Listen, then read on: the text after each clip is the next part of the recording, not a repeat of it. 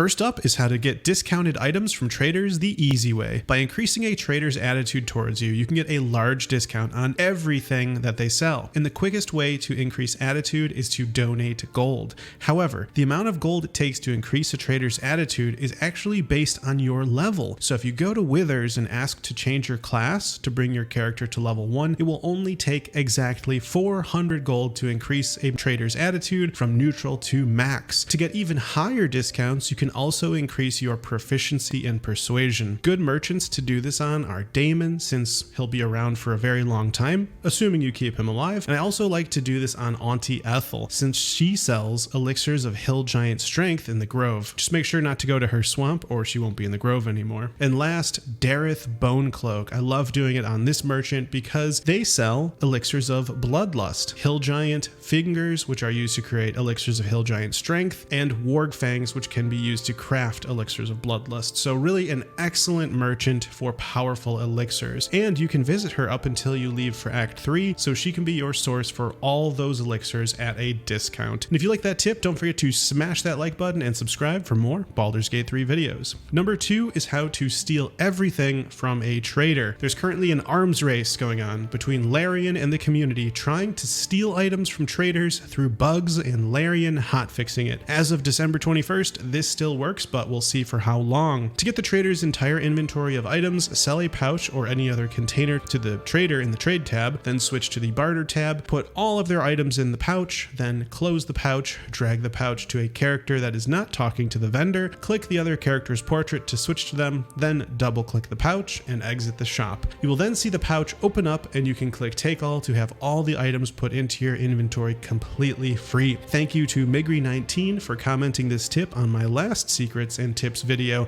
link in the comments. Number 3 is upcasting ritual spells. Admittedly, I haven't been doing this. You can actually upcast ritual spells while still not using a spell slot if done outside of combat. It will target more people when upcasted, so it can be really convenient rather than one by one casting Longstrider, 4 or more times after each long rest. So instead you can just upcast it and get almost your entire party maybe in 1 or 2 casts instead. I mean, so many times I have casted Longstrider after a long rest on each party member individually, casting, kind of waiting for a short cooldown, doing it over and over, but no more. And number 4 is making enemies skip their turn. This is one of the most powerful things you can do to an enemy, and surprisingly, it's not all that hard to do. One of the easiest ways for anyone to make all enemies skip their turns is through surprised. Surprise is a condition that makes the target unable to use actions or reactions, and inflicting surprise on an enemy is as easy as starting combat by attacking them while invisible. You could drink a potion of invisibility, but you'll eventually run out of those, and a much quicker, easier source of consistent surprise on enemies is actually the Cheeky Quasit, which can be found in Act 1 under the Blighted Village. Shovel, the Quasit, has invisibility which can be cast an unlimited number of times, which means essentially every single fight, if you start by attacking while invisible with Shovel, then you'll surprise your enemies, making them skip their turn. The Warlock also has a Conjured Imp, which has invisibility if you go Pact of the Chain, and probably one of the strongest sources of invisibility is just playing Dwergar. Dwergar get invisibility as a cantrip, allowing them to cast it as many times as they like outside of combat. This allows you to play any class you'd like and still start combat from invisibility, causing the enemies to all skip their first turn. Amazing. Surprised isn't the only way to make an enemy skip their turn, however. Enemies will also be forced to skip their turn when afflicted by both the prone and frightened conditions. This is incredibly powerful because both prone and frightened can be applied repeatedly. However, after testing, it does appear that prone needs to last a minimum of 2 turns for them to completely skip their turn. This means things like Enraged Throw, which applies prone for 1 turn, when combined with frightened, does not force the enemy to skip their turn. It would be absolutely amazing if it did. I was actually experimenting with a Mortal Reminder Enraged Thrower build and was disappointed it didn't work, but let's be real, Tavern Brawler is already OP enough. 5 stacks of Reverberation also causes a 2-turn prone, as used in the Warlock build video, and Brutal Leap from Bone Spike Boots along with Grounded Thunderstrike all cause 2 turns of prone if you want to combine those with Frightened to easily cause enemies to skip their turn. And of course, in my opinion, the easiest source of AoE Frightened is Mortal Reminder from the Great Old One warlock subclass. And number 5 is a pet Drider. We know about the pet Belay, the pet spider matriarch, but did you know you can get a pet Drider? Being that there is only one Drider in Baldur's Gate 3, we'll need to go after Karnus, Light of the Absolute, in Act 2. And the way to get him as a permanent pet is to use Control Undead on him. Now you might ask, but he's alive, so we'll need to unalive him and make sure he gets turned into a shadow-cursed undead. This is possible by avoiding the convoy and going straight to the Harper ambush spot. Instead of the Harpers though, you'll be there, and you'll actually be presented with some unique dialogue options for hiding. If you eventually reveal yourself, you can demand the lantern from Karnus and send the convoy on its way without protection from the shadow curse. If you do, you'll actually find them later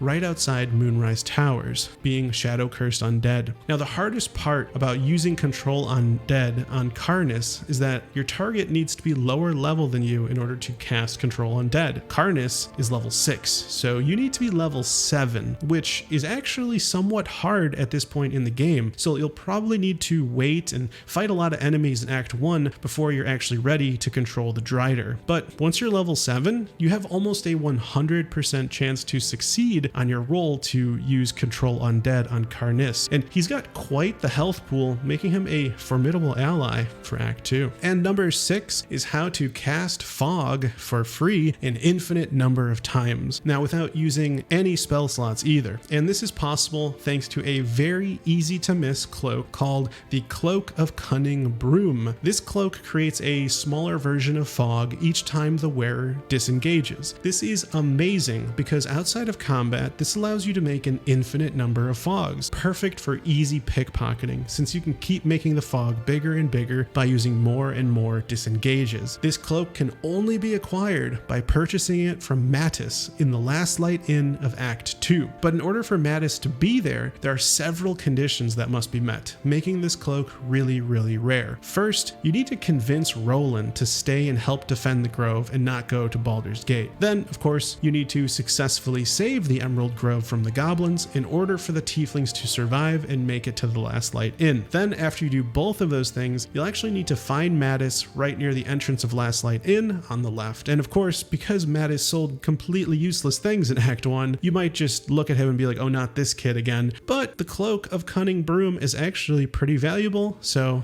tip my hat to Mattis for finally offering some good items. And last, number 7 is almost permanent advantage, and we're going to do this from Gandrel's Aspiration. This is a two-handed heavy crossbow, which grants Feller of Monsters, which gives advantage against monstrosity-type enemies. You might think this only applies for attacks coming from the crossbow, but it actually applies to all of your attack rolls, even your melee attacks. There are currently 23 monstrosity-type monsters in Baldur's Gate 3, the vast majority in Act 1. This includes monsters like the Boulé, Ettercaps, Gnolls, Harpies, Wargs, Minotaur, Spiders, and Spiderlings, and even more in later acts. Now to get this heavy crossbow, you'll need to head to the Hag's Lair. Right outside, you'll find Gandrel. He's a Gur monster hunter and is actually hunting Astarion. The crossbow can only be looted from his corpse, so make sure when you reach Gandrel, you take him out. And although less classes are going to be able to wield the heavy crossbow, you can give it to Lae'zel and then pass the hunting shortbow to another class which is much more likely to be usable, and then you'll have 2 party members who have advantage against monstrosity type enemies. And those are the 7 things you might have missed in Baldur's Gate 3. Thanks so much for watching, and don't forget to click like and subscribe for more Baldur's Gate 3 videos, and I'll see you in the next video. Take care.